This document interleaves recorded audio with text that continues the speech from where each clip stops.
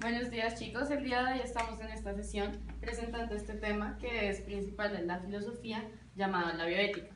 Esta vez nos vamos a enfocar en esta pregunta que lo que pretende es sensibilizar a los estudiantes, que es cómo se determina que está bioéticamente correcto o incorrecto. Entonces, para comenzar, sería bueno tener que tengan en cuenta que la bioética es una rama que pretende unir la ciencia y la vida para dar soluciones y pues por favor, mientras tanto vamos contestando esta pregunta. Bueno chicos, como estuvimos viendo a partir de la frase y la pregunta que nos postulamos, ya vamos a empezar a hablar del tema. Entonces, iniciando por qué es la bioética. Entonces, la bioética es un concepto que viene a partir de pues, todas las discusiones que hubo hace muchos años acerca de las decisiones que se debían tomar sobre la vida. Entonces, lo que busca él es como unir y hacer un puente entre la vida y la ciencia, como lo dice en el esquema, para así poder tomar decisiones sin atentar contra la vida de ningún paciente.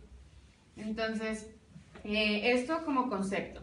Luego nos vamos a regir por unos principios bioéticos que vienen siendo 4. Entonces, el primero se llama el principio de beneficencia, que lo que busca es hacer el bien al otro, que no se puede usar a ninguna persona como medio y que tiene que ser siempre como la mejor opción para el paciente.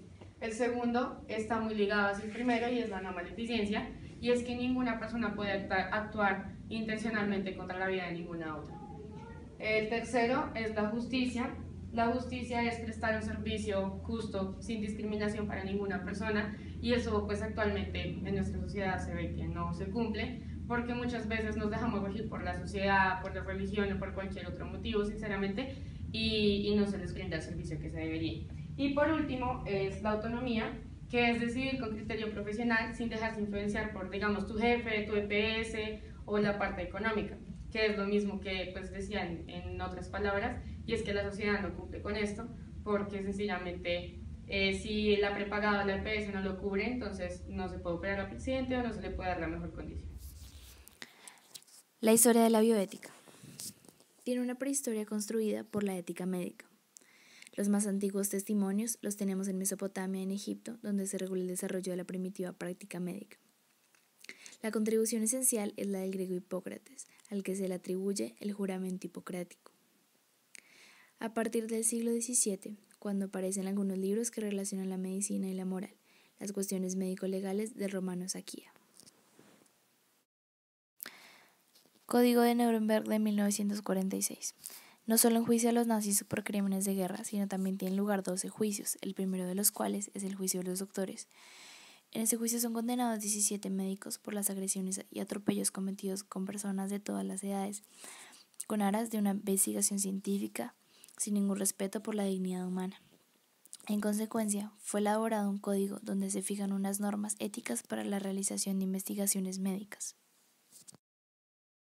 Una serie de procesos biomédicos dan origen a nuevos problemas. En 1953, desde el descubrimiento de la doble hélice del ADN, en 1954, comienzan las técnicas de reanimación, comienzan a difuminarse los límites entre la vida y la muerte. En 1955, por primera vez se lleva a cabo un trasplante de riñón. El hombre es capaz de renovar partes esenciales de su mismo organismo y, en ese sentido, regenerarse. 1960. Se experimenta extensamente en mujeres de Puerto Rico la píldora anticonceptiva. El ser humano puede separar según su deseo el ejercicio de la sexualidad. 1967. Primer trasplante de corazón. El hombre puede controlar muchos aspectos de su vida, pero ¿sería capaz de administrar justamente esta capacidad? Uno de los temas más controversiales en la bioética es el aborto. Como sabemos, el aborto es la interrupción del embarazo o la expulsión del feto cuando éste aún no es viable. Esta práctica puede llegar a ser ética y legal cuando se realiza por voluntad propia de la persona. Cuando hablamos de aborto también hablamos de derechos humanos. El primer derecho humano al que se hace referencia siempre que hablamos de este tema es el derecho a la vida. Pero nos preguntamos, ¿el derecho a la vida de quién? En Colombia se acoge las leyes del Código Civil de España, las cuales dicen que el derecho a la vida se da cuando el bebé nace con vida. mientras que en países como Argentina, este derecho nace desde el momento en el que se produce la concepción. Bueno, otro derecho al que se hace referencia es a la autonomía personal, en este caso de la mujer embarazada. Este derecho acoge otros derechos como el derecho a la dignidad, el derecho a la libre expresión y el derecho a la calidad de vida. Es entonces que se puede decir que esta mujer puede llegar a decidir cómo quiere que sea su proyecto de vida, cómo quiere que en unos años se vea afectada su vida por llegar a tener un hijo o no llegar a tener un hijo. Cuando se habla de esto podemos decir que la mujer puede llegar a tener unos cambios bastante abruptos, tanto en su cuerpo como económicamente como emocionalmente. Entonces la persona puede llegar a decidir pues si quiere llegar a tener su hijo o no. También se hace como la introducción a lo que es la adopción en estos casos, porque muchas de las personas pueden llegar a decir, listo, la madre puede llegar a tener su hijo y darle una adopción, pero no es tan sencillo. Acaba de salir de un shock emocional para entrar a uno nuevo siendo juzgada como la mala madre que da en adopción a su hijo. También tenemos el derecho a la educación y a la información. Bueno, el derecho a la educación, como ya sabemos, pues es necesario para todos los ámbitos para llegar a tomar decisiones.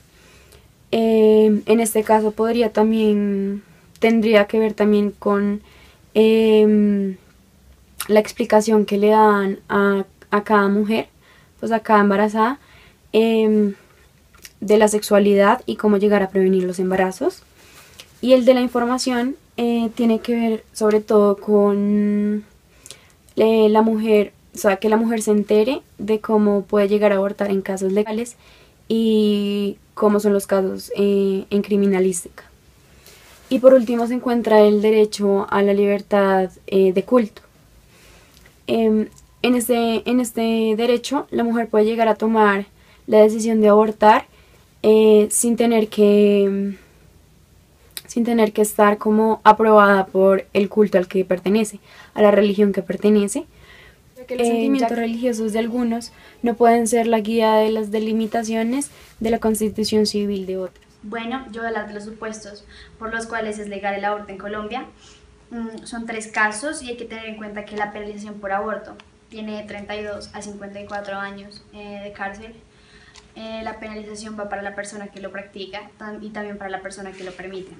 El primer caso es peligro para la salud de la madre, el cual consiste en que solo es legal en situaciones en las que el embarazo perjudique la salud de la mujer o situaciones también en las cuales atente contra su vida. El siguiente caso es violación o fecundación no consentida. Debido a que una violación causa tantos daños psicológicos en una mujer, por esto lo legalizaron. Consiste en cuando hay acceso carnal violento, cuando hay incesto, cuando el caso es debidamente demandado o cuando hay inseminación artificial no consentida. El último caso es grave malformación del feto que haga inviable su vida. No cualquier malformación es válida para que se lleve a cabo el aborto. Solo pueden ser casos en los cuales el feto realmente no conciba su vida afuera del útero. Es decir, si una persona, si la mamá de un niño sabe que su hijo va a nacer con una malformación en una mano o en cualquier extremidad, no es válido como para que se lleve a cabo el aborto. Solo en situaciones cuando ya es estrictamente necesario y el feto se sabe que no va a tener una vida digna. Bueno chicos, a partir de la clase y de los principios expuestos, quiero que realicen la actividad de cierre que consiste en analizar los siguientes casos y a partir de ello determinar qué principios de la bioética se vulneran. Bueno, tomen nota. El caso número 1 es una madre que tiene un hijo enfermo de ELA y la EPS no responde por los servicios necesarios. El segundo es un médico anestesiólogo que entra en estado de embriaguez a operar al quirófano. El tercero, un médico que no opera porque la prepagada no le cubre los implementos necesarios al paciente.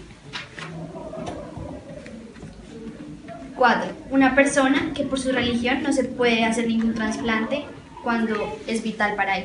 Entonces, a partir de los casos expuestos, determinan cuál es el principio que se está vulnerando y explican por qué.